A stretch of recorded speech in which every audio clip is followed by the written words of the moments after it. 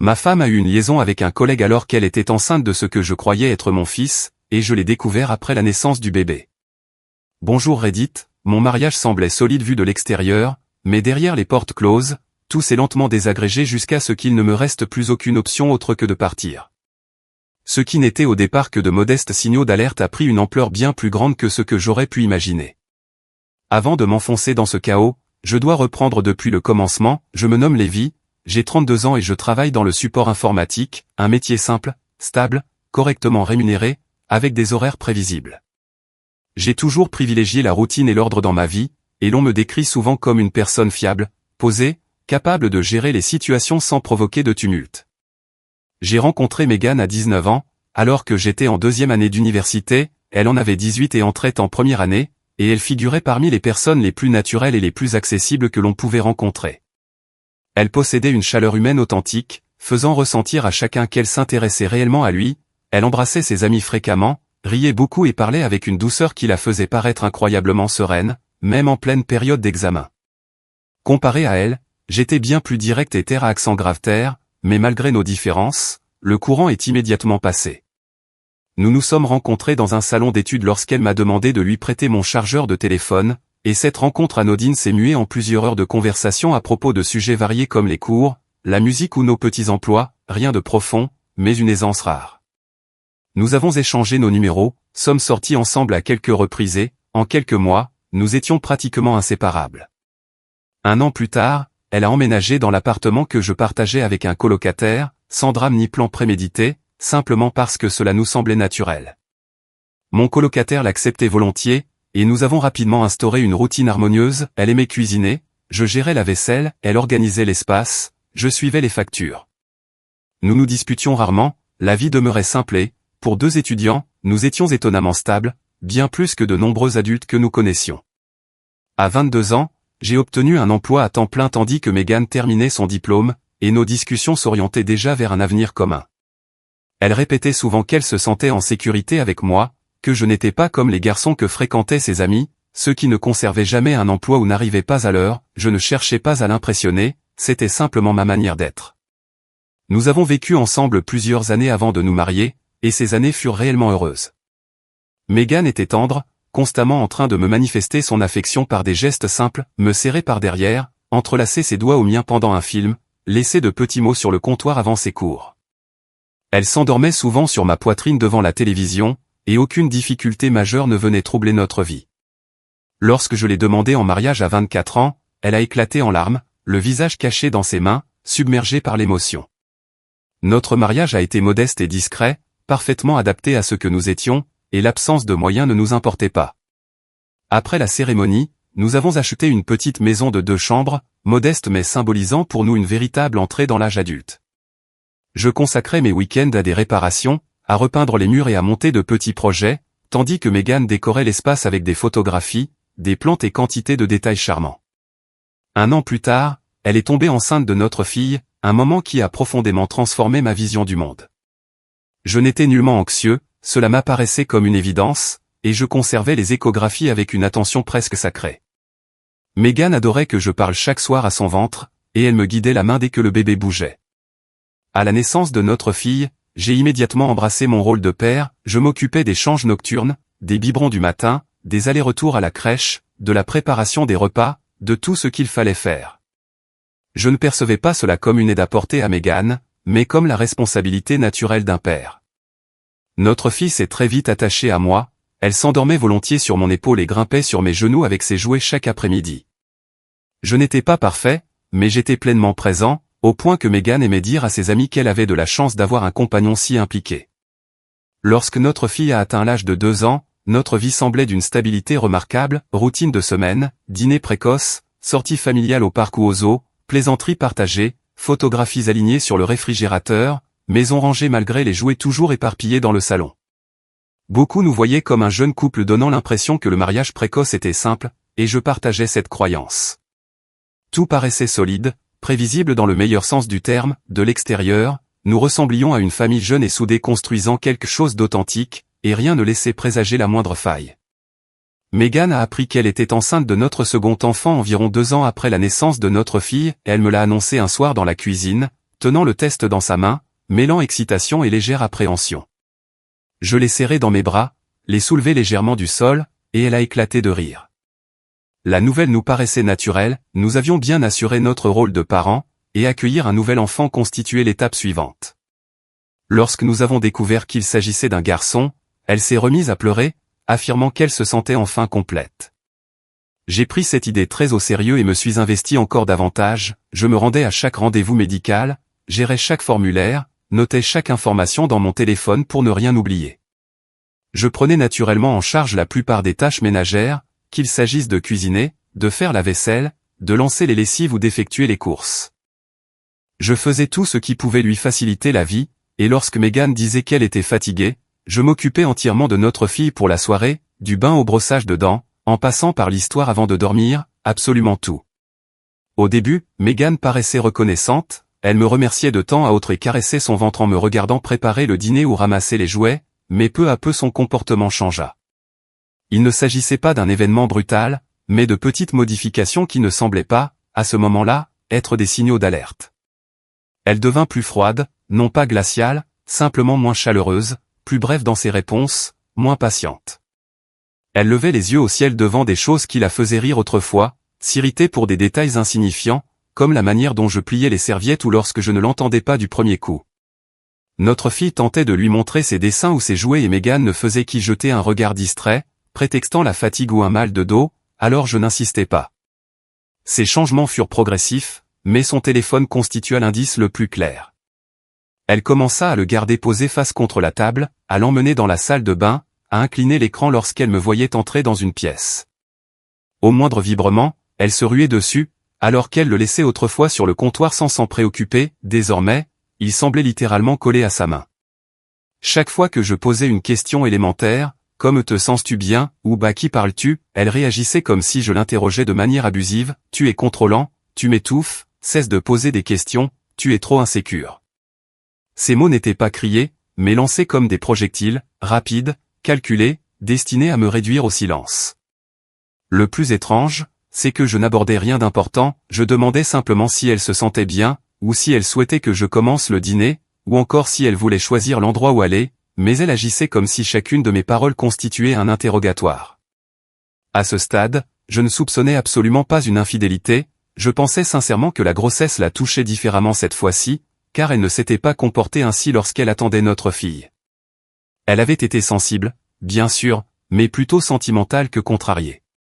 C'est aussi à cette période qu'elle commença à mentionner un collègue du nom de Connor, sans rien d'alarmant au début, seulement des remarques du quotidien telles que Connor a dit que la réunion ne servait à rien, Connor m'a aidé à porter des dossiers, ou Connor m'a parlé d'une série que nous devrions regarder. Cela sonnait parfaitement normal et je n'y voyais rien de particulier, mais je réalisais peu à peu qu'elle le mentionnait plus souvent que quiconque, suffisamment pour que je connaisse son nom mieux que celui de tous les autres employés de son service. Lorsque je faisais une remarque anodine comme tu parles beaucoup de lui, elle s'agaçait immédiatement, je peux avoir des amis, Lévi, tu imagines toujours le pire. Pourtant, je n'accusais rien, c'était une simple observation, mais elle réagissait comme si je venais de l'accuser de tromperie. Notre fille percevait cette tension sans pouvoir la nommer, elle n'était qu'une petite enfant, mais les enfants comprennent les tons de voix. À chaque fois que Megan élevait un peu le ton, notre fille venait s'accrocher à ma jambe, et pendant les films ou le coucher, elle se rapprochait de moi pour me demander d'être celui qui lit l'histoire. Elle ne disait jamais que quelque chose n'allait pas, mais son comportement le exprimait clairement. Je maintenais donc un climat calme pour elle, aucune dispute devant elle, lorsque Megan explosait, je baissais simplement la voix et mettais fin à la conversation. Je ne cherchais pas à pousser les choses, mon objectif était de préserver la paix pour notre fille, même lorsque Megan semblait irritée sans raison. Pourtant, plus Megan se détachait de moi, plus elle paraissait apprécier l'attention des autres, je le voyais dans de petits détails, comme la manière dont ses yeux s'illuminaient lorsqu'on complimentait ses cheveux, ou le sourire radieux qu'elle affichait lorsque son téléphone vibrait, un sourire qu'elle ne me réservait plus. Malgré tout, rien ne ressemblait encore à une preuve concrète, seulement une distance croissante, une tension palpable, et la sensation que mes questions les plus ordinaires étaient perçues comme des attaques. Si quelqu'un m'avait dit, à cet instant précis, que tout commençait à s'effondrer, je ne l'aurais pas cru, pourtant, en y repensant, c'est exactement là que la bascule s'est produite. Le problème du téléphone devint constant, l'écran retourné, les sourires secrets, le verrouillage immédiat lorsque je m'approchais trop près. cela n'avait plus rien d'une phase. Elle commença à rester plus tard au travail, à donner des explications vagues et précipitées, et à s'emporter lorsque je demandais combien de temps elle comptait rester.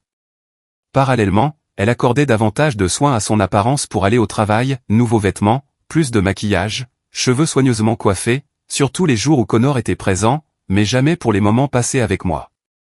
Lorsque je lui adressais un compliment ou que je me contentais de lui demander comment s'était passée sa journée, elle réagissait avec froideur, m'accusant d'en faire trop, alors que je tentais simplement de prendre de ses nouvelles.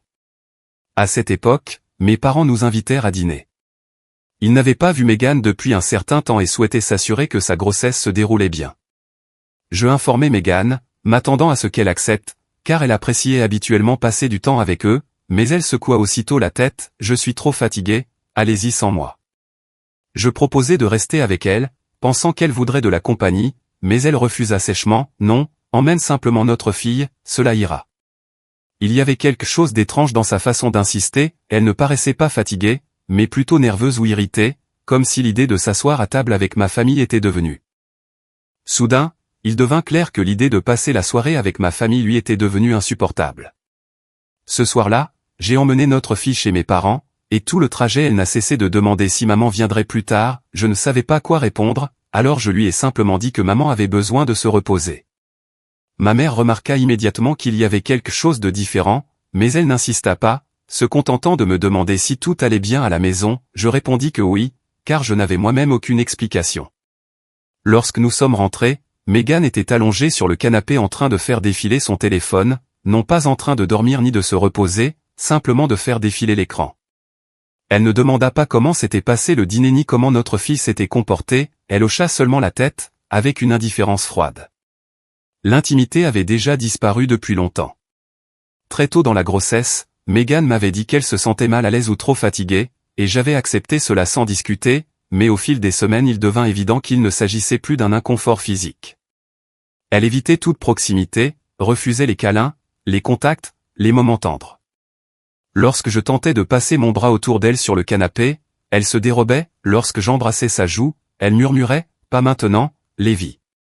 Cela ne ressemblait pas à une réaction liée à la grossesse, mais à un rejet, comme si elle ne voulait plus de moi près d'elle. Je ne devenais pas paranoïaque, je ne cherchais pas de preuves d'infidélité, je ressentais simplement un changement profond, un changement de ce que l'on ne décrit pas parfaitement mais que l'on perçoit chaque jour à travers des détails, son ton, sa distance, ses sourires forcés, ses habitudes avec son téléphone.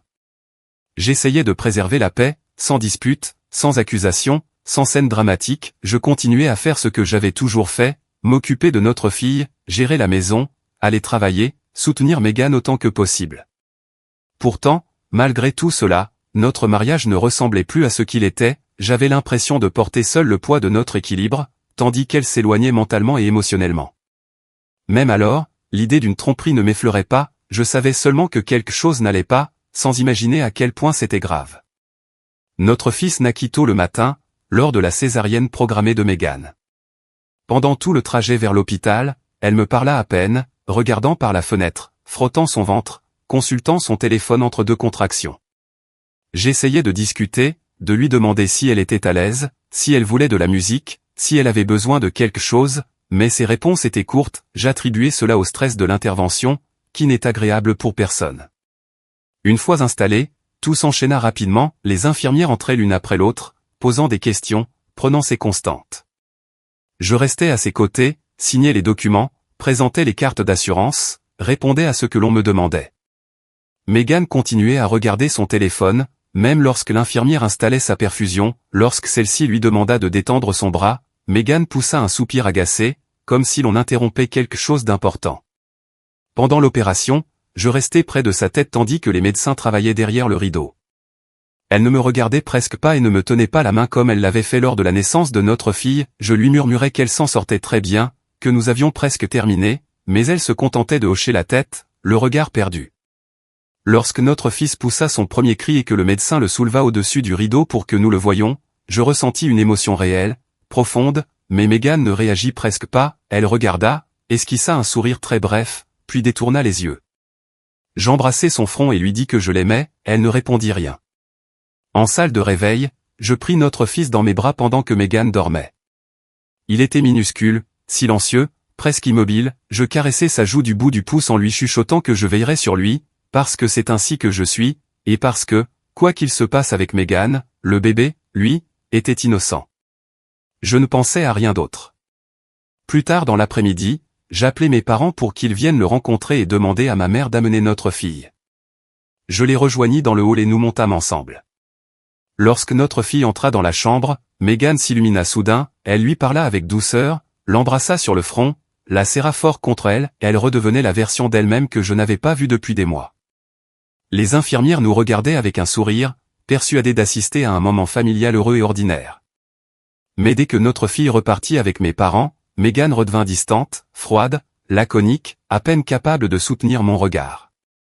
Vers la fin de la journée, une infirmière entra avec un petit paquet, quelques documents et un dossier, elle dit d'un ton léger, « Ah, et un ami de votre épouse a déposé quelque chose plus tôt, je l'ai posé sur le comptoir. » Je me tournai vers Megan, qui cligna des yeux 2 fois, semblant confuse un instant avant de hausser les épaules d'un air forcé, « Probablement quelqu'un du travail, » dit-elle trop rapidement. Lorsque l'infirmière sortit, je vérifiai le comptoir, un petit sac de collation et une carte où l'on lisait « Félicitations, maman », sans signature. L'écriture m'arrêta net, je la reconnus grâce à une photo que Megan m'avait montrée un jour au bureau, celle de Connor. Megan ne fit aucun mouvement pour regarder l'objet, elle saisit son téléphone. Je ne dis rien, mais quelque chose se crispa en moi. Un ami qui passe déposer un paquet sans prévenir, sans envoyer un message, sans que personne ne me dise qu'il arrivait. Cela ne collait pas, surtout au vu de son comportement défensif ces derniers temps. Plus tard dans la soirée, je lui demandai directement qui avait déposé le paquet, sans lever les yeux de son téléphone, elle répondit, « Je t'ai dit, probablement quelqu'un du travail, cesse de trop réfléchir. » Je me tus, mais dans ma tête, c'est à cet instant précis que le soupçon prit forme. Une fois rentré à la maison quelques jours plus tard, rien ne s'améliora, Megan demeurait rivée à son téléphone à chaque occasion, allant jusqu'à tourner son corps dans l'autre sens lorsqu'elle envoyait des messages. Elle souriait parfois à son téléphone, puis effaçait immédiatement ce sourire de son visage lorsque j'entrais dans la pièce, et elle ne parlait presque plus, sauf lorsque le bébé avait besoin de quelque chose. Une semaine après notre retour à la maison, Megan se préparait à prendre une douche, et elle laissa son téléphone sur le lit et me dit, « Peux-tu vérifier si ma mère a envoyé un message ?» Elle voulait des nouvelles. Je pris l'appareil et, au moment où j'appuyais sur le bouton pour allumer l'écran, une notification apparut avant même que je ne le déverrouille, « Connor, il est exactement comme moi. » Je me figeai, non pas de panique, mais comme si mon esprit s'était momentanément éteint. J'ouvris ces messages sans hésiter, elle n'avait jamais changé son code, depuis des années. La conversation était immense, des centaines de messages. Je remontais des mois en arrière, des photos qu'elle lui envoyait, qu'elle ne m'avait jamais envoyées, des paragraphes écrits tard dans la nuit où elle lui confiait ses émotions, lui disant qu'elle lui manquait, elle disant qu'elle aurait voulu qu'il soit présent aux rendez-vous médicaux, et lui appelant le bébé et notre petit garçon. Puis je tombais sur ce que je ne savais pas que j'avais besoin de voir, Megan, je ne vois de toute façon pas mon mariage durer. Il n'y avait aucune possibilité de malentendu, aucune amitié émotionnelle, aucune innocente complicité, c'était une liaison, une relation pleinement émotionnelle et physique, vécue pendant qu'elle portait mon fils, ou du moins celui que je pensais être le mien. Les messages concernant la grossesse me retournèrent l'estomac, « Connor, j'ai hâte de le voir, il est un autre moi lol. » Megan, bien sûr qu'il est le tien. Je continuais à faire défiler. Elle me dénigrait, il est ennuyeux, il ne me fait plus rien ressentir, il croit être stable, mais il est simplement contrôlant. Toutes les critiques qu'elle me lançait depuis des mois prirent soudain sens. Lorsque j'eus terminé, je reposai son téléphone exactement à l'endroit où elle l'avait laissé. Je ne le lançai pas, je ne la confrontai pas un son ne sortit de ma bouche. Je me rendis dans le salon, ramassai les jouets de notre fille et m'assis sur le canapé avec elle pendant qu'elle regardait ses dessins animés. Megan se doucha comme si rien ne se déroulait. Je ne lui donnai aucun indice que je venais de lire toute sa vie secrète. Pourtant, tandis que je restais là, avec ma fille appuyée contre moi et notre nouveau-né dormant dans le berceau, la vérité était déjà fixée dans mon esprit, je ne savais pas si le bébé était le mien, et désormais, je devais le savoir. Ce soir-là, une fois Megan endormie, je commandai discrètement des kits ADN, sans hésitation. C'était la seule étape logique avant de prendre une décision pouvant influencer toute la vie de ma fille. Il me fallait la vérité, les deux vérités, non seulement pour le nouveau-né, mais aussi pour elle. Je refusais de laisser la moindre trace de doute planer au-dessus de sa tête. Les kits arrivèrent 3 jours plus tard dans une boîte banale. Je les récupérai sur le perron avant que Megan ne remarque quoi que ce soit et les glissai sous une pile de serviettes pliées, dans le placard, jusqu'à ce que je puisse tout faire sans éveiller le moindre soupçon. Le premier échantillon fut celui du nouveau-né, c'était plus simple que je ne l'imaginais. Il somnolait après une tétée, la bouche détendue, et je frottais délicatement l'intérieur de sa joue, lui murmurant de rester immobile, même s'il ne comprenait rien. Je scellai le prélèvement et le cachai dans un livre sur l'étagère jusqu'à avoir les autres. Le prélèvement de ma fille demanda plus de préparation, car c'était celui qui comptait le plus pour moi. Elle brossait ses dents avant de se coucher lorsque je lui demandai d'ouvrir la bouche pour une petite vérification, elle n'hésita pas, elle m'a toujours accordé une confiance totale. Je frottai sa joue rapidement et proprement, puis l'aidai à finir de se brosser les dents. Elle courut vers son lit ensuite et demanda son histoire habituelle. Je lui lus son livre comme si rien n'avait changé, mais la vérité, c'est que je tenais dans ma main l'information la plus importante de toute ma vie. Après qu'elle se fut endormie, je réalisai mon propre prélèvement dans la salle de bain, le scellai et préparai le tout exactement selon les instructions. Megan était dans le salon, absorbée par son téléphone, lorsque je sortis jusqu'à la boîte aux lettres. Je glissai l'enveloppe à l'intérieur et ne me retournai pas, elle ne remarqua même pas que j'avais quitté la maison. L'attente fut la période la plus longue de normalité forcée que j'ai jamais connue. Megan était plus exigeante et méprisante que jamais, elle critiquait la manière dont je pliais le linge, disait que je ne nettoyais pas bien les biberons, se plaignait que je n'étais pas assez présent, alors que je faisais absolument tout à la maison. Elle restait accro à son téléphone, inclinant l'écran dès que je passais à proximité, elle souriait au message puis effaçait aussitôt l'expression dès qu'elle me voyait. Elle passait de longs moments dans la chambre, la porte à demi fermée, à envoyer des messages. Elle ignorait totalement que je savais déjà tout. Je n'argumentais toujours pas, je ne la confrontais pas, je ne montrais aucune émotion. Je maintenais tout stable pour ma fille, qui avait senti bien avant moi que quelque chose n'allait pas, elle se collait davantage à moi, s'asseyait plus près pendant les films, me demandait plus souvent de la porter. Cela ne me dérangeait pas, elle était la seule chose qui gardait ma tête droite au milieu du chaos. Pendant ce temps, Megan continuait à écrire à Connor, elle essayait de mieux dissimuler, mais elle n'était pas suffisamment prudente. Je voyais parfois son nom apparaître lorsqu'elle oubliait de retourner son téléphone assez vite. Son ton changeait lorsqu'elle lui parlait, plus léger, presque désespéré parfois. Mais je remarquais aussi autre chose, elle ne recevait pas la même énergie en retour. Elle écrivait de longs messages, puis attendait encore, ses soupirs devenaient plus aigus et elle supprimait des textes avant de les envoyer. Il était évident que Connor répondait de moins en moins. Je ne ressentais aucune satisfaction, seulement une confirmation.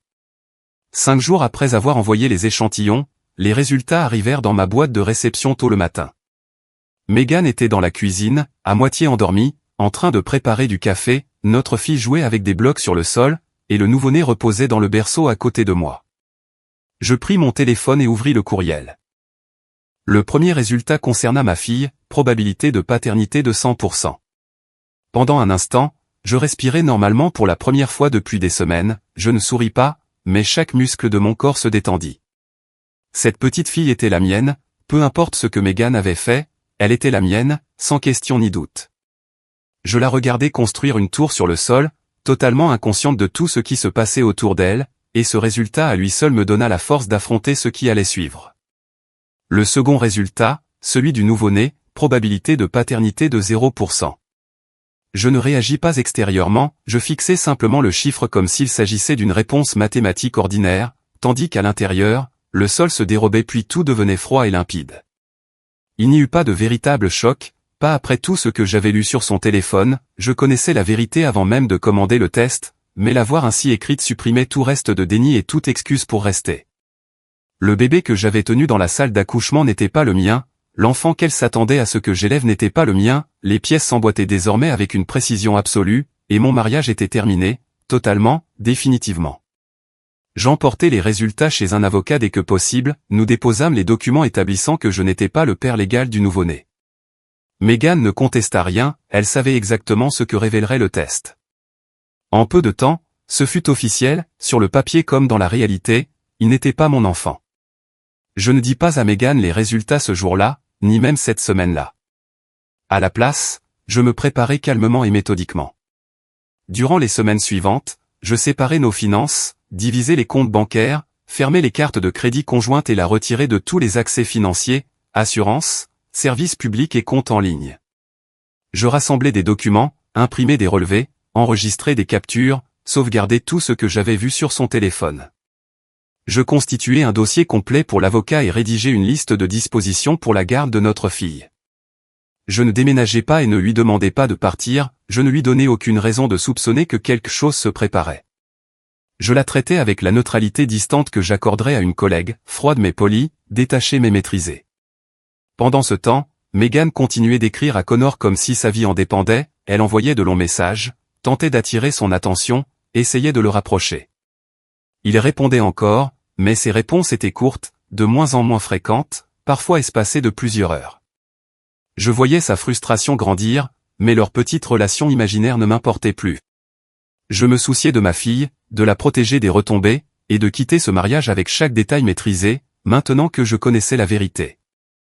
J'étais prêt à tout terminer, il ne me manquait que le bon moment. J'attendis que notre fille soit profondément endormie avant d'entreprendre quoi que ce soit, je ne voulais ni voix élevées ni mots qu'elle ne devrait jamais entendre. Une fois qu'elle dormit profondément, serrant son lapin en peluche, respirant régulièrement, je retournai dans le salon où Megan était assise au bord du canapé, faisant défiler son téléphone. Je me plaçai devant elle et dis, d'un ton calme et direct, « Il faut que nous parlions. » Elle ne leva même pas les yeux au début, « De quoi ?» répondit-elle, d'un ton agacé, comme si je interrompais une émission, et non la conversation la plus importante de notre mariage. Je m'assis en face d'elle pour qu'elle ne puisse pas m'éviter et dis, « J'ai vu tes messages avec Connor. » Sa tête se redressa instantanément, ses yeux s'écarquillèrent, puis elle cligna rapidement et tenta de reprendre contenance. « Quel message ? Je ne vois pas de quoi tu parles. » J'ai tout vu, tout, répondis-je. C'est alors qu'elle abandonna la comédie, elle n'avoua rien, elle attaqua, tu envahis ma vie privée, tu es insécure, tu es contrôlant. Toutes les lignes qu'elle répétait depuis des mois jaillirent à nouveau, comme lues sur une liste. Elle essaya même de pleurer, essuyant ses yeux de façon dramatique alors qu'aucune larme ne coulait encore. Je ne répondis à aucune de ces accusations, je gardai une voix égale, sans me pencher ni monter le ton. Tu as eu une relation avec lui, émotionnelle et physique. Tu as parlé de me quitter. Tu as parlé de lui comme s'il était le père. Lorsqu'elle vit que ces détournements n'avaient aucun effet, elle cessa de prétendre. Sa respiration devint irrégulière, son visage se colora, elle ressemblait à quelqu'un dont le plan de secours venait de prendre feu. J'étais perdu, balbutia-t-elle. Tu n'étais pas là pour moi, tu étais distant, j'étais enceinte et émotionnelle, tu trompais, dis-je, court, simple. Cela la réduisit au silence une seconde entière. Puis elle tenta une autre stratégie, de vraies larmes, cette fois. Lévi, s'il te plaît, j'ai fait des erreurs, je ne savais pas comment te parler, je me sentais seul, je n'ai jamais voulu que cela aille aussi loin, je la laissai parler jusqu'à ce qu'elle épuise ses excuses. Puis je dis, il y a autre chose. Elle se figea, qu'est-ce que tu veux dire ? J'ai fait un test ADN, répondis-je. Il n'est pas mon fils.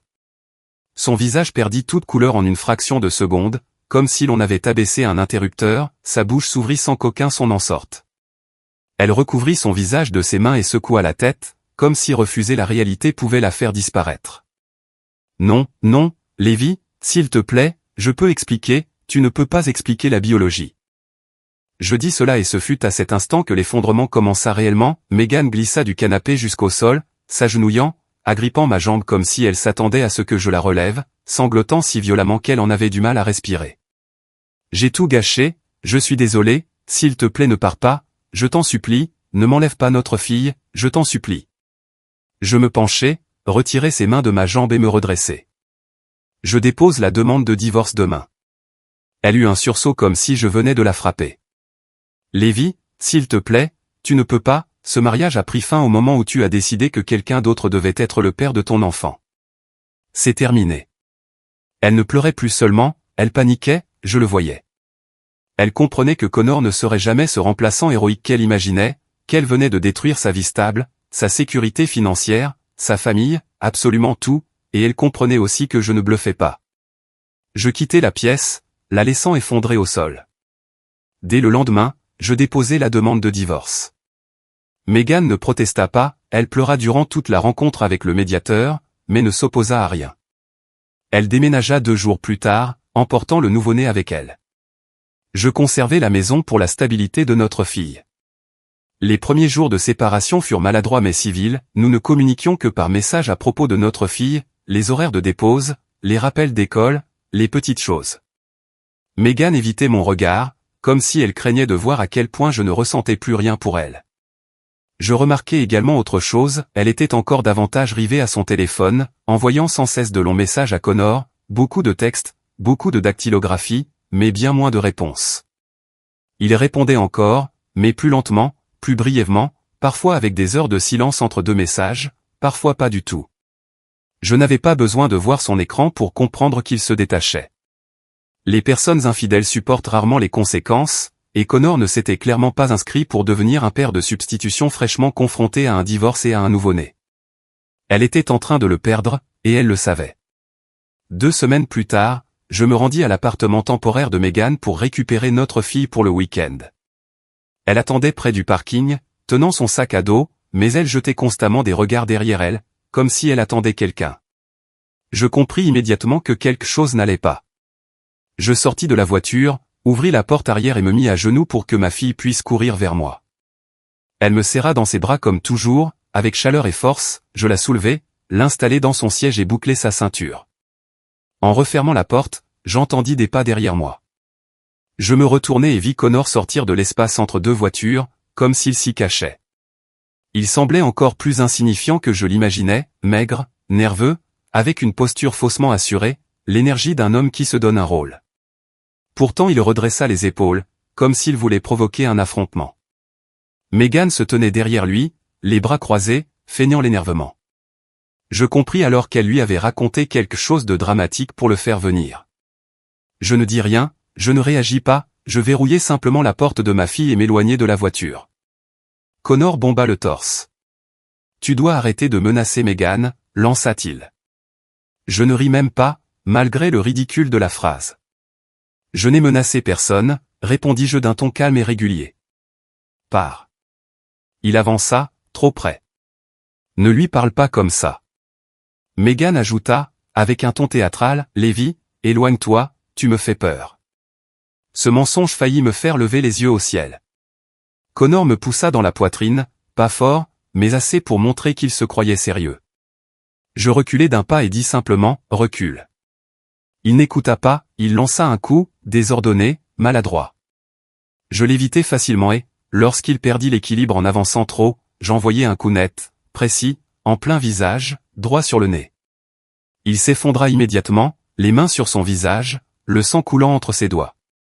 Megan poussa un cri, non pas de peur pour lui, mais de stupeur, ce n'était clairement pas le scénario qu'elle avait imaginé.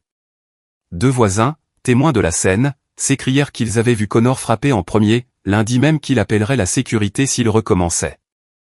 Je montai dans ma voiture, vérifiai que ma fille allait bien et partis calmement.